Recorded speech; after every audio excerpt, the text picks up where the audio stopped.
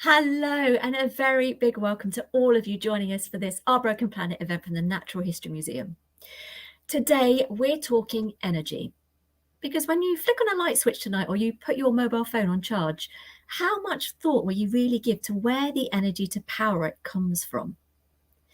But if we're going to stop the most devastating impacts of the climate crisis, the world needs an energy revolution. A rapid move away from fossil fuels like coal and gas to renewable or clean energy. But how can we best make this transition, and how can we make it fair for all? This event is part of a year-long programme called Our Broken Planet, How We Got Here and Ways to Fix It. Today, we're going to be asking a panel of experts, how can we make a world where everyone has access to clean, sustainable energy? But this is your chance to ask questions too. So do post any questions or comments you might have in the chat. We do love for you to join in the conversation. We'll do our very best to answer as many of your questions as we can in the time that we have. But let's meet our speakers today. Our first guest is Dr. Alice Bell. Now, Alice is co-director at the climate change charity Possible. Possible empowers people to take practical action to tackle the climate crisis through projects that bring people and technologies together. Alice is also author of a brilliant book, Our Biggest Experiment, A History of the Climate Crisis. Let's say hello to Alice. Hiya, good afternoon. Great to have you. Also joining us is Katinka Palbo. Katinka is Head of Global Strategy and Global Partnerships at Ørsted, a world-leading renewable energy company. Ørsted develops, constructs and operates offshore and onshore wind farms, solar farms, energy storage facilities and bioenergy plants, and provides energy products to its customers.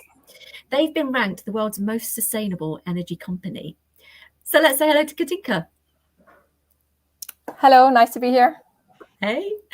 And finally, last but by no means least, we're delighted to be joined by Ricky Lee Watts. Ricky Lee is the Youth Programme Manager at ICE, Indigenous Clean Energy, a pan-Canadian not-for-profit platform which advances Indigenous inclusion in Canada's energy future through Indigenous leadership and collaboration across the industry. With experience working with Indigenous communities, universities and government, Ricky Lee oversees Generation Power, an Indigenous youth clean energy and career training programme. Very big welcome to Ricky. Hello, everyone. Good day. Thank you, Alison. It's fantastic to have you here, Ricky Lee. But before we get started, you wanted to say a few words. I believe you were going to deliver an acknowledgement for us. Sure, absolutely. Be my pleasure. Just welcome space for everyone here today. I'll share a little bit of language as I'm learning more. I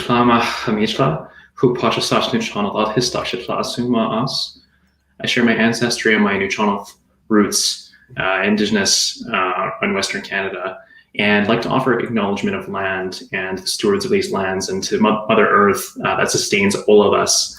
And just a huge welcome to all of you and gratitude for you being here today and for us to remark and think about the lands that sustain us and to look forward to this conversation. So thank you. Absolutely. I'm very much looking forward to the conversation. It's brilliant to have all of our speakers today. And there's so much that I want to ask and so little time. But I wanted to start with by getting just a few thoughts from each of you about something that, well, we all experience from time to time, I think. The climate crisis, it can feel overwhelming. It's very easy just to not engage at all. What would you say to someone who thinks the problem's too big, there's nothing we can do? Alice? Well, there is everything we can do and everything we must do. And that, I mean, we live in a kind of extraordinary moment in time. There's a thing that Obama used to say, which I am guilty of repeating quite a lot, which is that we are the first generation to really feel the impacts of climate change, but we're the last to be able to do anything about it. And if we don't do it, then who else will? I think there's lots of, I've just written a book about the history of the climate crisis. I spent a lot of time looking at people not taking action on climate change. And I feel very strongly that I feel it very keenly, I think a lot of us do, that we've been left this terrible mess by our recent ancestors, the last few generations. But it's our responsibility, like it or not, to do what we can. And we do still live in that moment where we can protect ourselves and each other from the worst of the climate crisis. We're already living with a lot of it. And it's right that we feel angry and depressed and scared about that, because we can't say we solve climate change. It's already happening. But we can work to protect ourselves from it, and we must. Absolutely. Katinka. Yeah, I think firstly I would say to this person that I think actually it's a really great feeling, in the sense that I completely agree, Alison, with what you said in the intro here also, that I think the biggest risk of climate change is almost that all of us think someone else is going to fix that, right? So even having that sense of urgency, of being overwhelmed, I think that's a really great starting point.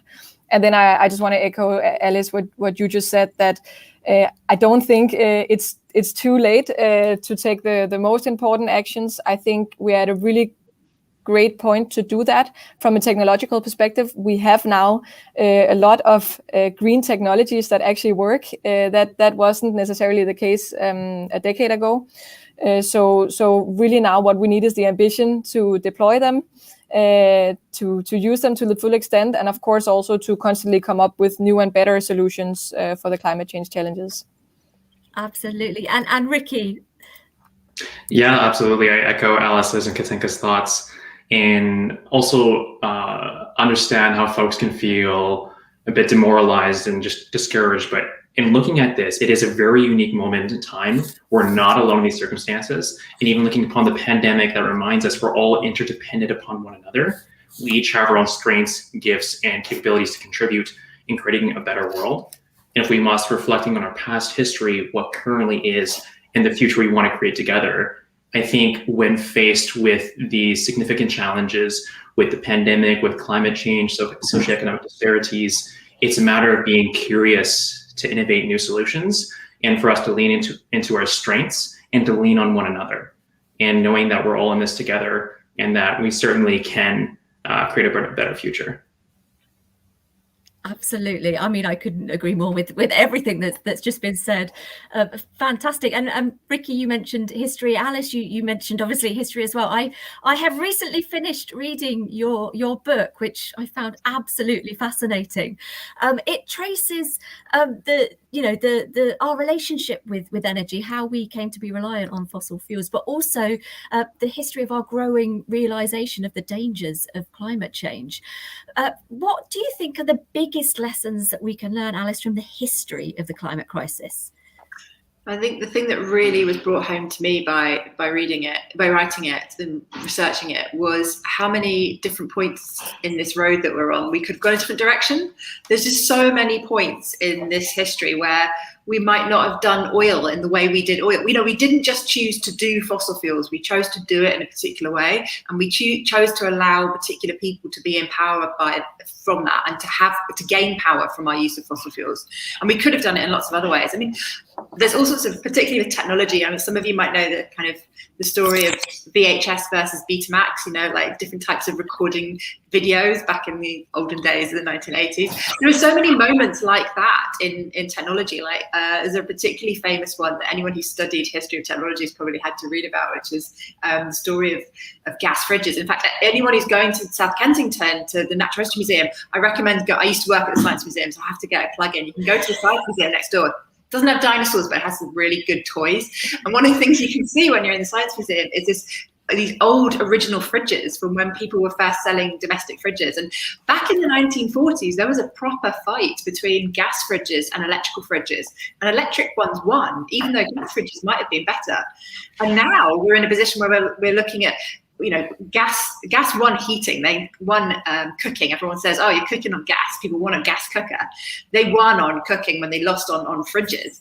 But now we're thinking, oh, well, we need to stop using gas. So how can we have new technologies like induction hobs? But it could have been completely different. If it had gone a different way, maybe we would have been having gas fridges but electric ovens, and we'd be looking at our fridges thinking, how do we decarbonize fridges? So there's just so many different points where we could have. And the thing I take from that as a lesson is that today we're talking about having to rapidly change our energy system. and do that deliberately, do that not just accidentally kind of falling into different technologies of what's sold to us, but like thinking, all right, what do we need? What does humanity need? We're in a position where we get to make those decisions consciously, and we have to really think about that and not just fall into something and go, oh, this is the thing I'm being sold. Like, what technology is best for society? What kind of social and economic and environmental impacts are they going to have? So that's the thing I think I took really came home to me researching the book. 100%. And one thing that jumped out that people might find surprising, even though they shouldn't, renewable energy, not a 20th century invention, is it? No. We had a slide up just earlier of hydropower and an electro bus. Again, another plug for the Science Museum. The Science Museum certainly used to have an amazing electric taxi cab, which was from the turn of the century, and it really looked like something that Sherlock Holmes would just walk out of. It really looks like, and it's something, but it's electric. And we think of electric cars as the future, but they were the future in 1891, just as they're the future in 2021. And yeah, buses and even lorries that like for delivering goods were electrified up until kind of, well, there were lots of different processes of like electrification, and there was kind of a fight between electric versus, I mean, the first cars, you could have an electric car, you could have a sort of petrol-based car similar to the way that we now think of as a car, but there was also steam-powered cars, and nobody knew at first which direction the tech would go in, and as it happened for various different reasons, not necessarily just because it was the best technology, it's sort of lots of different accidents, we kind of ended up being on these very oil-dependent petrol-based and diesel-based vehicles, but you know, 120 years ago there were plenty of electric vehicles, and a lot of them were powered by renewable energy, where the first really big electrical project was Niagara Falls, a hydro project, and the first volts down the line powered the local public buses. And there was a hydro-powered bus in Ireland. You could go and visit the Giant's Causeway on a hydro-powered bus. There were also projects to develop wind power. It was generally used in a small scale back kind of 100 years ago, but they were growing. In the 1930s, places in the Soviet Union sort of went, right, we're going to make it big. And then the Americans went, oh, anything the Russians can do, we can do bigger. And they made it even bigger. And there was also experiments in solar. There's incredible experiments that Napoleon funded in France, in mid-19th century France. And an example I think is really telling that shows that it's not just fossil fuels that have colonial histories. Actually, this solar project that Napoleon funded, they sent off the researcher to Algeria because it had more sunshine. And I think that's really important that we notice that and reflect on that, and don't just think of, not only should we not just think of renewables as something new, but we shouldn't just think of them as something that hippies did, because actually the history of renewables as they grew through the 20th century, lots of it was involved in military technology, a lot of it was done for all sorts of different reasons. In fact, a lot of solar work in the 70s was spearheaded by the oil industry and was first used in oil rigs. It's like, we'll do solar in a small scale because it's really useful in oil rigs. It was also really useful in space. You know, there's all sorts of interesting backgrounds to our history of renewables, which they go back much further and are much more complicated than hippies playing around in the 80s. They're certainly much bigger than that. Yeah, it's a fascinating read, your book. Just on electric cars here, we had a question come in from YouTube. Someone was asking, for people that can afford an electric hybrid car, there's still the question, is it actually better for the planet? I can see Katinka nodding her head there. It's a complicated question, right? And I understand the question because, of course, it depends where does the electricity come from, right? Yes. I think I would personally say yes. If nothing else, then with the intention that, you know, the days where there is a lot of renewables in the system, and there is many days where there is that, at least in the Western world at the moment, it is better for the environment, and going forward, it will become better and better because most governments are building out renewables, generating green electricity at an increased pace every year.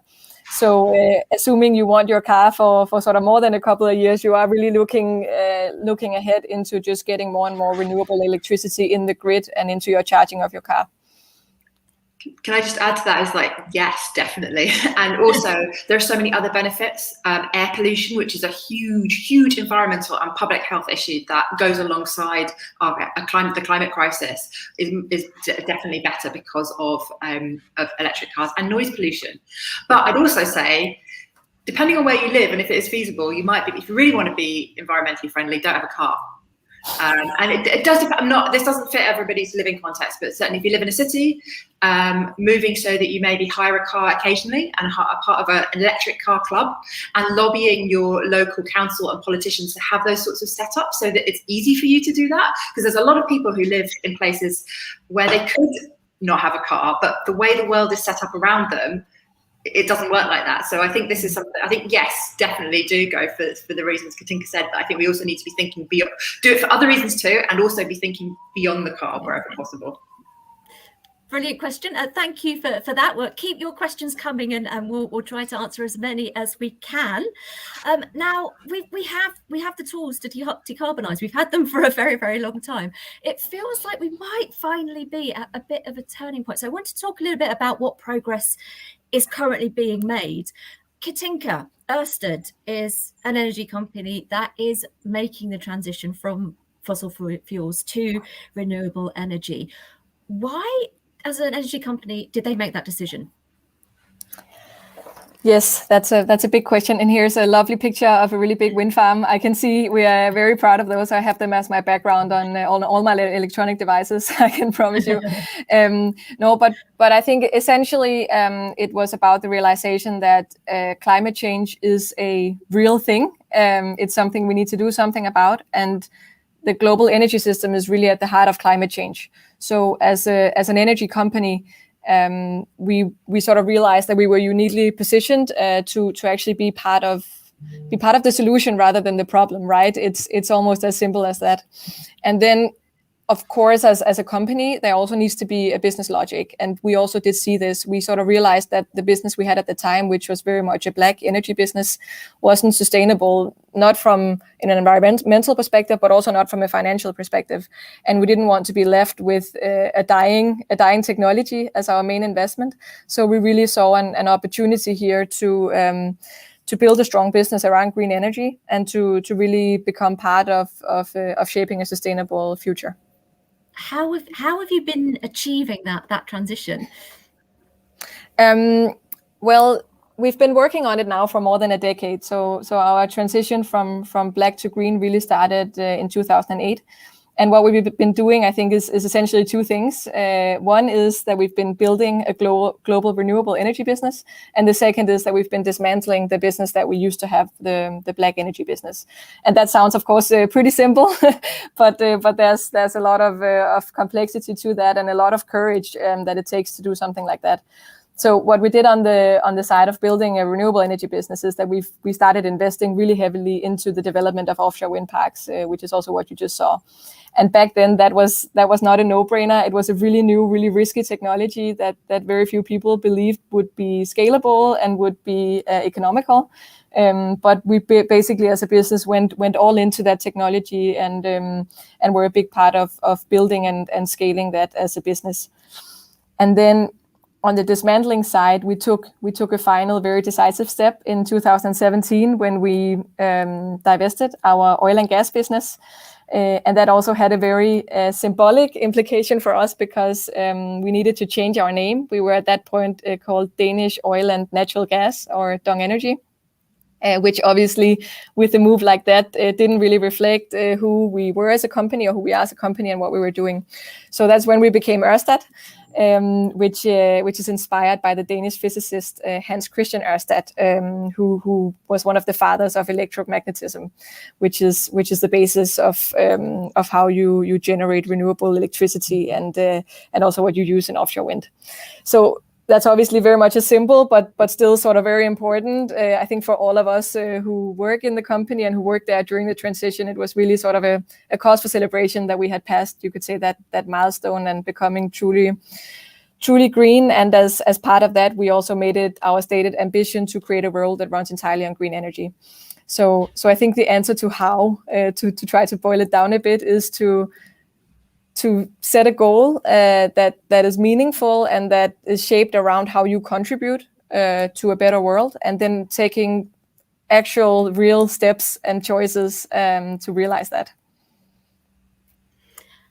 There are still, though, many challenges ahead, aren't there? What obstacles have you encountered?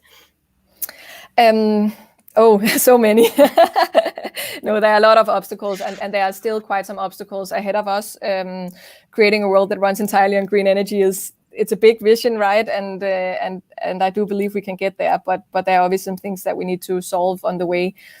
One of them, which sounds a bit boring, but is really important, is regulation. You alluded a bit to it, Alice, also with sort of lobbying your local communities and the wider communities to actually support the transition. And that can be through ambitious targets, but also through concrete policies that actually enable companies, individuals, communities to do this type of stuff.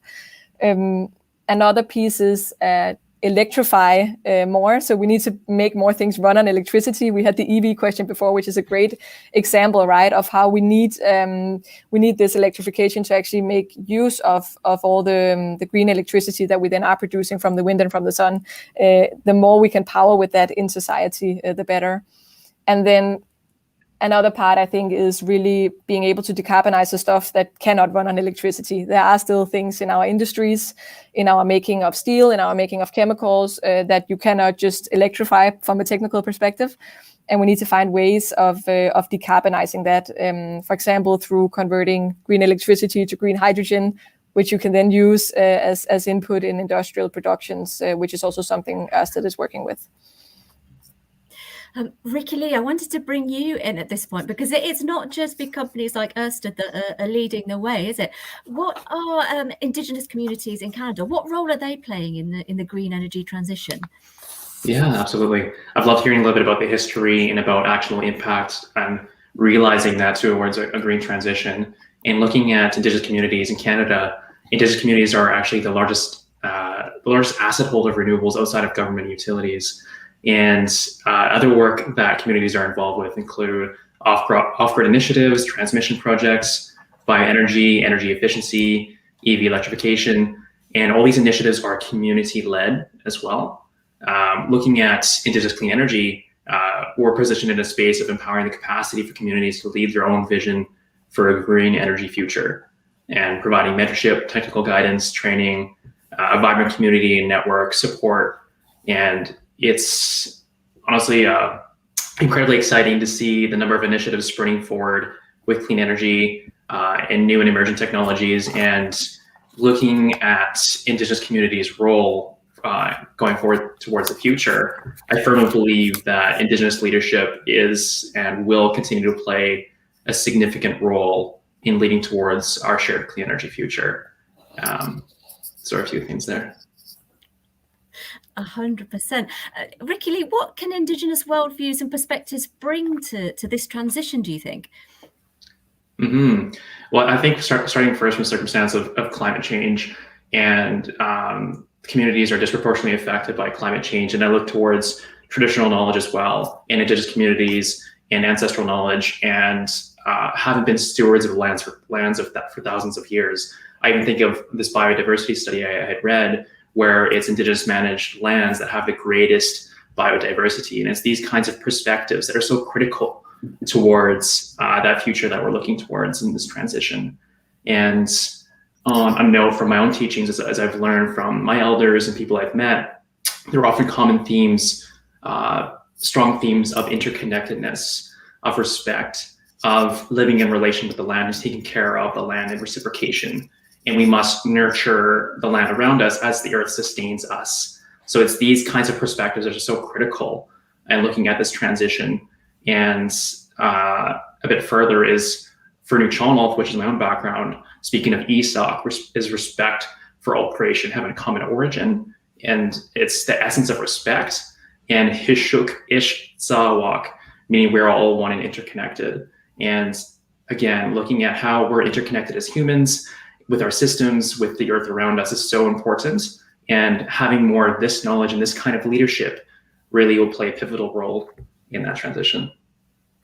Hugely. I can see both Katinka and Alice agreeing with you there quite enthusiastically. Ricky Lee, what have been some of the biggest challenges, though, for Indigenous communities to access clean energy? Indeed. Looking at my own experiences and as I've been learning more, I think some of the more significant challenges being there are hundreds of remote communities, and many are off-grid and rely on diesel. And this creates barriers and challenges, particularly as we look towards transport for essential services, for food, for goods, and access in and out of the community. And this creates significant barriers in looking at energy and having some sense of renewable energy as part of these communities. So looking at that challenge, it can look towards renewable off-grid systems. Indigenous Clean Energy has an initiative called Indigenous Off-Diesel Initiative to support these communities in building spaces for renewables.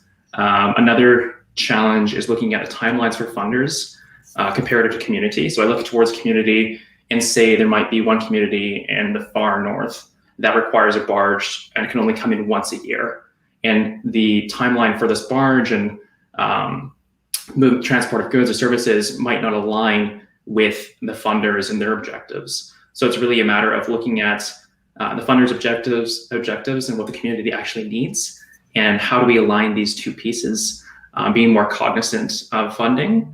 And finally, on that question, I mentioned just relating towards food sovereignty, Indigenous land management and stewardship, decolonizing spaces, access to medicines, food, land, and revitalizing culture and that connectedness to land. I think there's been some significant disruption with the onset of colonization, and it's paying mindfulness to communities and the challenges that people face when overcoming systemic barriers and essentially having access to essential services or clean drinking water and things like this that are important. Absolutely. I mean, our current energy systems are not just billions of people live without access to clean, sustainable energy. We had a great question, which moves us on, from Alyssa on YouTube, asking how we can ensure that a just transition is truly just. How can we make our low carbon transition fair? What sorts of things do we need to be considering that we maybe haven't, or that things we haven't maybe done so well in the past? Ricky, Lee, you've touched on a couple already, but Alice, I wonder if you have any thoughts on that. Well, there's lots of different spaces we need to look and think about. We need to think about workers' rights and retraining opportunities for people. I think the UK has a very good example of getting rid of fossil fuels in a very bad way, in that if you look, we got closed down our coal mines for all sorts of reasons in the 80s, which I won't go into now, but I don't think we did them for climate change, and I don't think we did it well.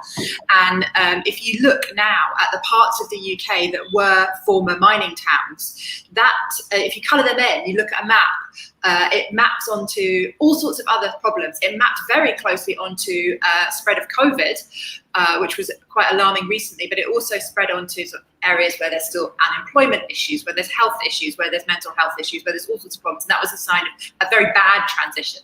We can't do that again. If we're looking at people like where my family are from in Aberdeen, it's really much an oil town. We have to think about, right, okay, how do we, if we're going to stop having oil, how can we train? And there's lots of opportunities, like this is happening in Aberdeen quite a lot at the moment. Offshore oil workers to work to offshore wind. And we know that there's a lot of oil workers that are really keen to do that retraining. So we need to make sure those are provided. But we need to be thinking across lots of different areas of society. One of the things that Possible campaigns on is thinking about how we can do things looking at the huge amount of oil that is burnt for flying, without just meaning that means that rich people get to have a holiday and everyone else is priced out. Because one really easy way of tackling that, what might look like an easy way of tackling that, is just put the prices up. And what we know will happen, because people have modelled this, is that a lot of rich people will continue to fly, so we'll still have a lot of carbon emissions, but most of us won't be able to afford to do that. And I mean, that's not fair. There's lots of us will have family abroad. We want to travel.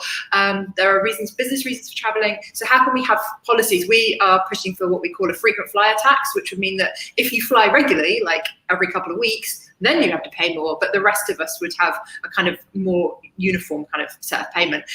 There are lots of different things we need to think about in terms of the implications of those kinds of policies, and lots of other places we need to think about that. But yeah, it's got to be, workers' rights is one of them, but we can't just be looking at so many different parts of society that we need to think about the implications of not just tackling climate change, but how we tackle climate change.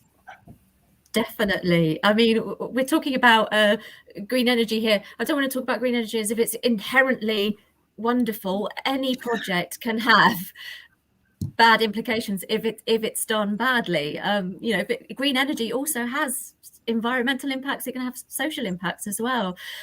Katinka, do you have any thoughts on this? Yes, absolutely. I mean, you're of course right that I think we would all prefer a world where we can produce large-scale renewable energy plants without having any negative effects socially or environmentally.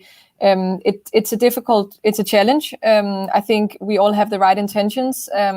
It's something we work very actively with at Ørsted. There's of course no denying that when you build a huge offshore wind farm in the sea, you will have an effect on the natural life around that area, in the sea, the birds, all sorts of stuff, and that's of course something we just need to be really, really mindful of, and we need to find the right balance here.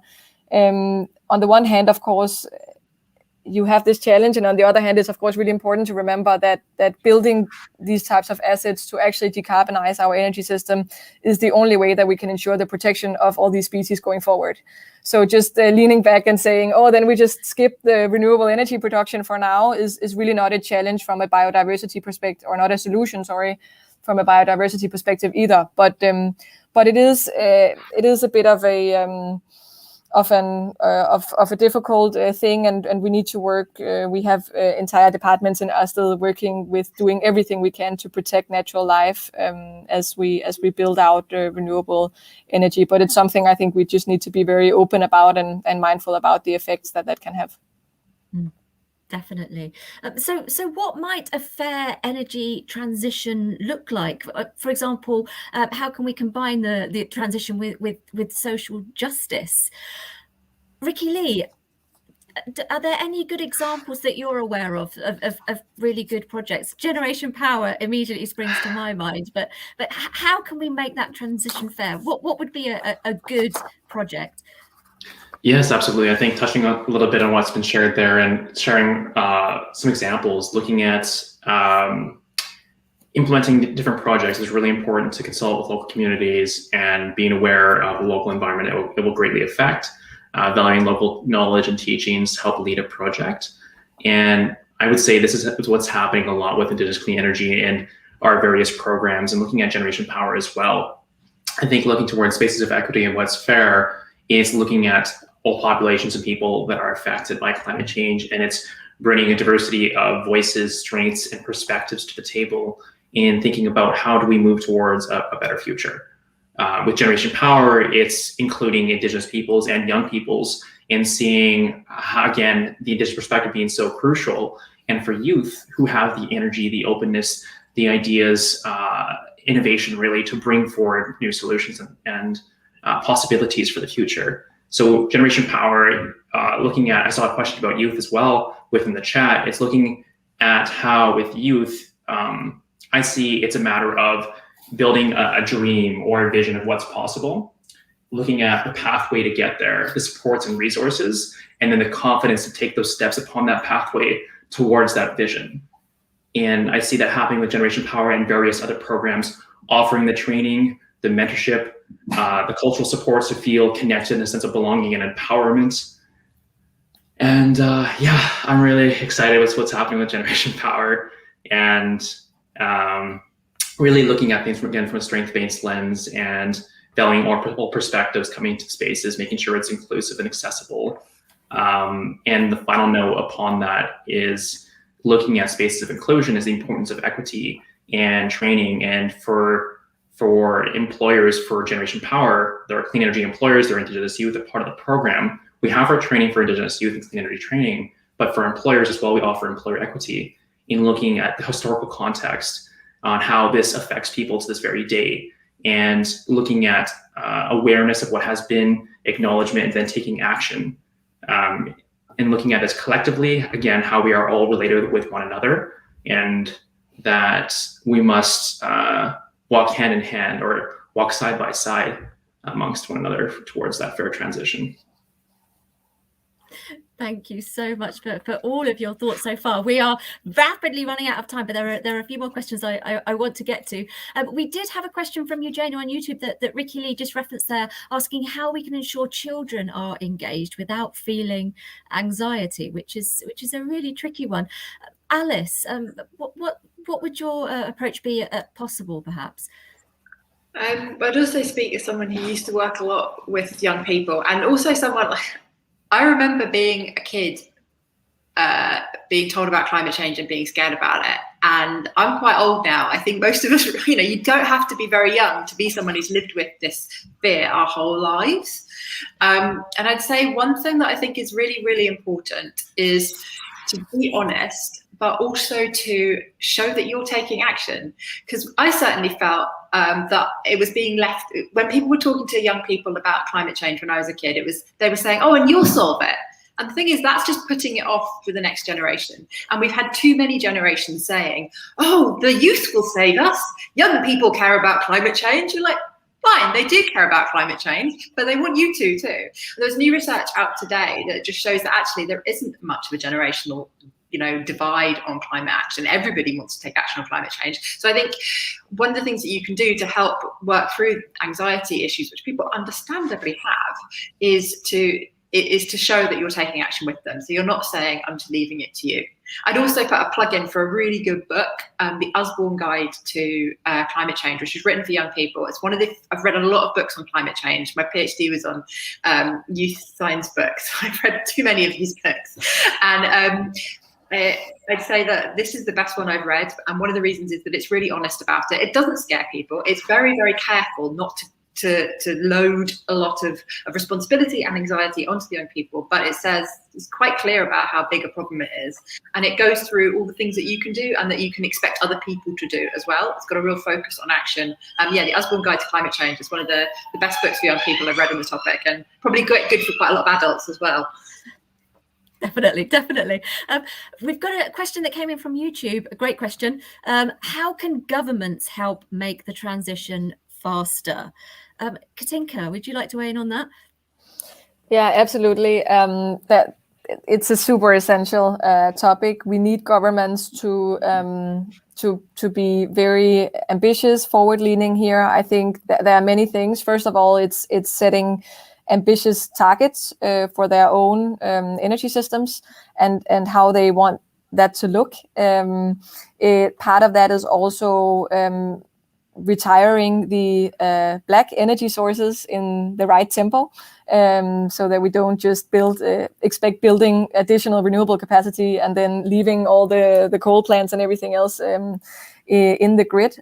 So basically similar as to what I talked about in the beginning with our own transition, retiring the old stuff, building the new stuff, and then very tangibly also making policies that support the transition. And some of this sounds super boring, but stuff like having the grid ready. So you can't just build a lot of renewable energy assets in the sea and then not be able to transport that power to the consumers, to the industries. And that's what we're seeing in a lot of countries. There are bottlenecks because our traditional generation of power was located differently in the country, and now they're located at the coast, and the grid at the coast cannot handle it. And how do we solve that challenge? And that's not something one individual company can solve, or an individual person, or that needs to be governments taking responsibility and taking action on these types of topics that require really coordination, even also between countries. Alice, anything to add on that? We've got a long shopping list of things that governments can do. One of the things, it's so good to have someone else talk about grid capacity. I'm glad I brought that up. But the other thing I'd say is talking about climate change, talking to politicians, it's really vital that they talk. One of the first things that governments around the world signed in 1992, when they first signed the UN Convention on Climate Change, was they agreed to talk to their publics, their citizens, about the impacts of climate action and also what the impacts of climate change will be. And I don't think that there are any countries that have really done that sufficiently. And I think all of us as citizens around the world should be holding our politicians to account for all of the things that they sign at the UN, because we see them continually going on and going, yeah, we'll do that. Still haven't done that yet. You say you go, but you haven't done it yet. And asking them to say even more ambitious things at the UN, sort of having big ambitions about all sorts of different areas of decarbonisation, whether it's transport, energy production, farm and land use, but also just talking to us about it, because for too long politicians have managed to hide from doing anything by just avoiding the topic, and we cannot let them do that any longer. Ricky Lee, anything from your perspective? Yeah, expanding on what's shared there, I think indeed having ambitious goals and then also holding accountability to these goals and bringing it back to the 3 A's is awareness, acknowledgement, and action, and really looking at those goals that have been set and holding governments accountable to those goals that have been set. And a couple of things is looking at systems and ways of being that are economically sustainable, ecologically restorative, and equitable for all peoples. I think that's really, really important. And I look towards an example like United Nations Declaration of Rights of Indigenous Peoples, and really look for different governments to really fall in alignment with this and to hold up their commitments is really, really important. And yeah, engaging with people at all levels and holding governments accountable is really important for these goals. And we've really got just a few more minutes left. I wanted to get some final thoughts from each of you. And my final question really would be, what makes you hopeful for a clean, green future? Alice, if we start with you. This project's a bit like Ricky Lee's, and a lot of the projects I work with at Possible in the community energy sector, where people are not only taking it into their own hands, but like surpassing what anyone else would have thought of. So there's a project I work with quite a lot that started in the southeast of England. Their problem was this grid capacity problem. They wanted to build a solar farm, and there was nowhere they could plug it into because it was all full. So like, well, can we plug it into the trains? And they happened to live near an electrical engineer who said, oh, there's a picture of it there. They happened to live near an electrical engineer who said, oh, well, in theory, you could plug it into the electric railways, but no one's done this yet. It would probably be a good idea, but it's going to be a bit of a hassle, so don't bother with it. But then the UK government cut back all their support for community solar projects, or solar generally, which inspired innovation, but they're probably not the best way of doing it. So they're like, well, what are we going to do? Okay, we'll go back to this trade idea. Long story short, that picture is a picture of a test rig where we're putting trackside solar power directly into trains. In a few years' time, this will probably be running across electrified railways in the UK, and we've just issued a report about the impact it could have in India. It could have massive implications in somewhere like India, where there's a lot of electric railways. They currently run on a lot of coal and they have a lot of sunshine. It could be running trams in Newcastle and Mexico City and San Francisco and London and Manchester. It's a world-changing technology, and it came from a community group, a gardener and a teacher and a former nurse and a guy who works in a restaurant firm, just getting together and going, why don't we power our railways? And if they can do that, then we can all do a lot more. Definitely. That is fantastic. Katinka. Yeah, I think maybe bringing it a bit more into the sort of large-scale business logic also, which is, of course, where I'm coming from. I think what we've been able to do in Ørsted is very encouraging, not only for our own sake, but sort of for a bit proving the point that making money and doing something great for the planet are not two opposite things. They actually tend to go hand in hand, because that is where there's a need and where there's a purpose. And I think we're starting to see a lot of businesses making significant moves in this direction. Some of them, I would like it to be a bit faster, but we are seeing this, and I'm hopeful that is going to drive a big impact going forward. And then I think, just throwing a bit back to also what I said in the very beginning, we are at a stage where we have now a lot of the technology in place to actually make this work. So we're not sort of standing at a point where we're saying, oh, how are we going to ever, actually make a green energy transition? It's much more all the things we talked about: political action, private action, corporate action. All of these things need to happen, but it's technically possible, which I think is really great. And then it's, of course, events like this, people getting together, people spending time thinking about the energy transition, learning about it, thinking about how they can contribute. That's essentially what will make the difference in the end. Thank you so much. And final thoughts to you, Ricky Lee Watts. What makes you hopeful for the future? I'm loving this. Yeah, this is great. I think I'm grateful to do the work that I do. I'm really excited about generation power, Indigenous leadership, and looking at shifting values away from colonization towards the ones that build greater interconnectedness, respect, and just reciprocal relationship with the earth as it sustains us is really important. And expanding on everything. Just grateful to be here with all of you, to Alice, to Katinka, to Allison, you and the Natural History Museum team, to Connor, and to everyone in the audience. I think this is so crucial, these kinds of discussions where we can essentially work towards a just and sustainable transition together. It's having these kinds of conversations here in this moment and beyond. So I encourage everyone in the audience to have these kinds of conversations, to share what you've learned here, and to stay connected, knowing that we are part of a community working on this together. It's these kinds of moments and these kinds of feelings that make me hopeful.